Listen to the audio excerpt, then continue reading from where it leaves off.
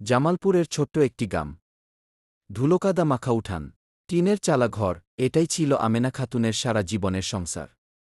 বৃদ্ধা আমেনা বিবির দুনিয়া বলতে শুধু তার স্বামী আর দুই ছেলে, রহিম ও করিম। নিজের সুখ বিসর্জন দিয়ে তিনি তিল তিল করে ছেলেদের মানুষ করেছেন। স্বামীর মৃত্যুর পর সেই ছেলেদের উপরই ছিল তার ভরসা। কিন্তু লোভের বিষ যে কখন তাদের নিষ্পাপ মুখগুলোকে রাক্ষসে পরিণত করেছে, তা আমেনা বিবি টেরই পাননি। আজ সকালে আকাশ মেঘলা ছিল। আমেনা বিবি উঠানে চাটাইয়ে বসে রোদ পোহাচ্ছিলেন। আচমকা রহিম ও করিম এসে দাঁড়াল তার সামনে। তাদের চোখে মুখে কোনো মায়া নেই, আছে শুধু এক অদ্ভুত কঠোরতা। রহিম দাঁত কেলিয়ে বলল, মা, এই বাড়ি আর জমি তোমার নামে লিখে দাও। আমাদের দরকার। তুমি এখানে থাকলে আমাদের কোনো উন্নতি হবে না। আমেনা বিবি বিশ্বাস করতে পারলেন না। তার জঠরজাত সন্তান এমন কথা বলছে। বাবা, এটা তোমাদের বাবার ভিটে। তোমরা তো এখানেই থাকো। আমাকে আর কোথায় যেতে বল, কেঁদে উঠলেন তিনি। কিন্তু ছেলেদের কানে কোনো কথা ঢুকল না। তারা তাকে জোর করে টেনে উঠানের বাইরে নিয়ে গেল।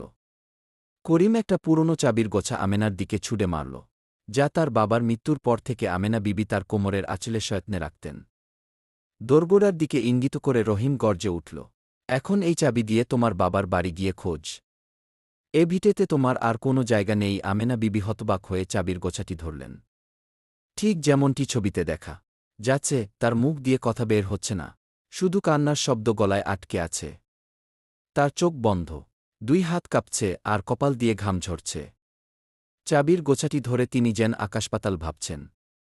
এই চাবি এখন তার জন্য কোনো ঘরের দরজা খোলে না, বরং তার জীবনকে এক অচেনা অন্ধকারের দিকে ঠেলে দেয়। তার হাতে ধরা এক টুকরো পুরনো কাঠ, হয়তো স্বামীর স্মৃতির কোনো টুকরো, যা তিনি পরম যত্নে ধরে আছেন। এই চাবির মতো স্মৃতিও এখন তার জন্য বোঝা হয়ে দাঁড়িয়েছে। তাকে ঘর থেকে বের করে দিয়ে ছেলের বুড়া ভারী কপাট আটকে দিল। আমেনা বিবি তার সারা জীবনের আশ্রয় থেকে বিচ্ছিন্ন হয়ে গেলেন। তিনি উঠোনে নির্বাক হয়ে দাঁড়িয়ে থাকলেন। তার চশমা খুলে গেছে, চাদর এলোমেলো, হাতের চাবির গোছাটি বুকের কাছে ধরে তিনি অঝরে কেঁদে চলেছেন। তার সারা জীবনের স্বপ্ন, ভালোবাসা আর বিশ্বাসের সবটুকু যেন ওই দরজার ওপারে দাফন হয়ে গেল। গ্রামবাসী সবাই দূর থেকে দেখছে, কেউ সাহস করে কিছু বলছে না। সবাই জানে, রহিম আর করিমের সামনে মুখ খুললে তাদেরও বিপদে পড়তে হবে। কিন্তু আমেনা বিবি এক ফোঁটা পানিও তাদের দিকে চাইলেন না। তিনি তার দুহাত তুলে আকাশের দিকে তাকালেন, যেখান থেকে বিচার আসে। তার আপন সন্তান, যারা তার দুধ খেয়ে বড় হয়েছে, আজ তারাই তাকে অভুক্ত রাস্তায় ফেলে গেছে। জামালপুরবাসী এই মায়ের কান্না শুনতে পাচ্ছে না, কিন্তু এই নিঃসঙ্গ অসহায়